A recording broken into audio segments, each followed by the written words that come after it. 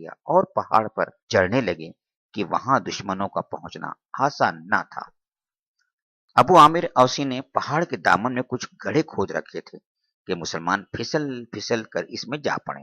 اتفاق سے ایک گڑھے کے پاس سے گزرے تو آپ کا پیر پھسل گیا۔ علی اور طلحہ نے آگے بڑھ کر دست مبارک تھام لیا اور آپ کو اوپر چڑھا لیا اور پھر پہاڑ کی چوٹی پر چڑھ گئے۔ ابو سفیان نے آپ کو پہاڑ پر چڑھتے ہوئے دیکھ لیا، فوج لے کر وہ بھی اوپر چڑھنے لگا۔ حضرت عمر اور دوسرے چند صحابہ کی نظر پڑ گئی، اوپر سے بے تحاشا پتھر برسائے اور وہ آگے نہ بڑھ سکا۔ آپ کی وفات کی غلط خبر مدینہ بھی پہنچ گئی۔ کون جانے وہاں کے مسلمانوں پر کیا گزری۔ گھبراہٹ میں وہ سب لوگ آپ کی طرف دوڑ پڑے۔ حضرت فاطمہ نے سنا تو بے قرار ہو اٹھی، بدحواسی کے عالم میں وہ بھی دوڑ پڑی۔ نہ جانے کس کس طرح وہ پیارے باپ کے قدموں میں پہنچ گئی۔ دیکھا تو ابھی تک چہرہ مبارک سے خون جاری تھا۔ بے اختیار دل بھر آیا، آنکھوں سے آنسو ابل پڑے۔ حضرت علی پانی بھر لائے۔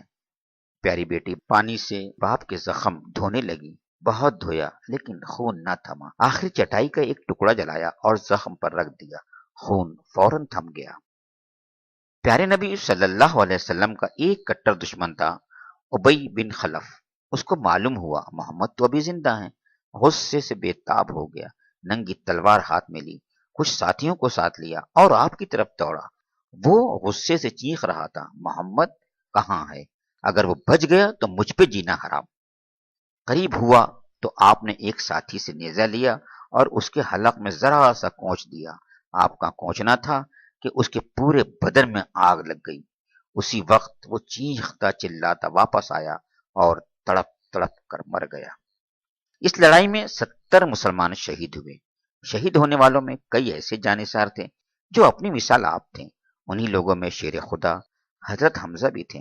وحشی خوشی سے پھولا نہ سماتا تھا کہ وہی آپ کا قاتل تھا۔ وہ ہند کے پاس پہنچا، اس سے اپنا کارنامہ بیان کیا اور انعام طلب کیا۔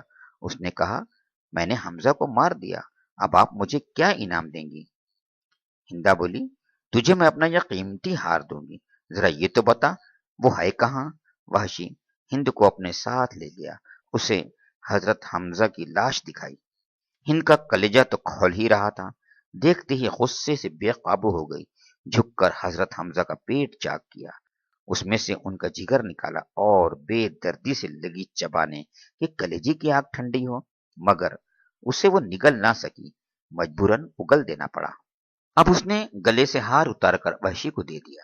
پھر اس نے قریش کی دوسری عورتوں کو ساتھ لیا، جا کر مسلمانوں کی لاشوں کے ناک کان کاٹے اور ان پھولوں کا ہار بنا کر اپنے گلے میں ڈال لیا۔ دشمن اپنی لاشوں کو دفن کر چکے تھے، اب انہوں نے مکہ لوٹنے کا ارادہ کیا۔ ابو سفیان دوڑا ہوا پہاڑ کے دامن میں آیا، زور سے پکار کر کہا، مسلمانوں، آج کا دن بدر کے دن کا جواب ہے، آئندہ سال پھر بدر میں ہمارا مقابلہ ہوگا۔ پھر یہ کہتا ہوا لوٹ پڑا، ہماری فوج کے لوگوں نے تمہارے مقتولین کے ناک کان کاٹ لیے ہیں۔ میں نے نہ اس کا حکم دیا تھا نہ اس سے روکا، مجھے اس سے خوشی نہیں لیکن کوئی رنج بھی نہیں۔ مسلمان پہاڑ پر سے اترے کہ لاشوں کو دفن کریں۔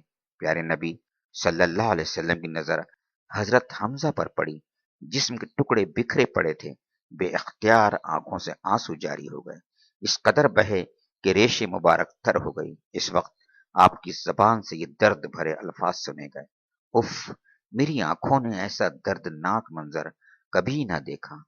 پھر آپ نے فرمایا، اگر صفیہ حضرت حمزہ کی بہن کو اس بات سے تکلیف نہ ہوتی اور یہ اندیشہ نہ ہوتا کہ یہ چیز میرے بعد ایک مستقل رسم بن جائیں گی تو میں ان کو حضرت حمزہ کو یوں ہی چھوڑ دیتا کہ انہیں چیل کوبے اور درندے کھا لیں۔ باخدا اگر ان پر کبھی بس چلا تو ان کے 30 آدمیوں کی یہی گت بناؤں گا۔ لیکن اس کے بعد ہی ذہن مبارک میں یہ آیت گونج رہی تھی، وَإِنْ عَاقَبْتُمْ فَعَاقِبُوا بِمِثْلِ مَا عُوقِبْتُمْ بِهِ وَلَئِن صَبَرْتُمْ لَهُوَ خَيْرٌ لِّلصَّابِرِينَ وَاصْبِرْ وَمَا صَبْرُكَ إِلَّا بِاللَّهِ ولا تحزن عليهم ولا تك في ضيق مما يمكرون إن الله مع الذين اتقوا والذين هم محسنون۔ اور اگر تم لوگ بدلہ لو تو بس اسی قدر لے لو جس قدر تم پر زیادتی کی گئی ہو، لیکن اگر تم صبر کرو تو یقیناً یہ صبر کرنے والوں ہی کے حق میں بہتر ہے۔ اے محمد، صبر سے کام کیے جاؤ، اور تمہارا یہ صبر اللہ ہی کی توفیق سے ہے۔ ان لوگوں کی حرکات پر رنج نہ کرو اور نہ ان کی چال بازیوں پر دل تنگ ہو۔ اللہ ان لوگوں کے ساتھ ہے جو تقوی سے کام لیتے ہیں اور احسان پر عمل کرتے ہیں۔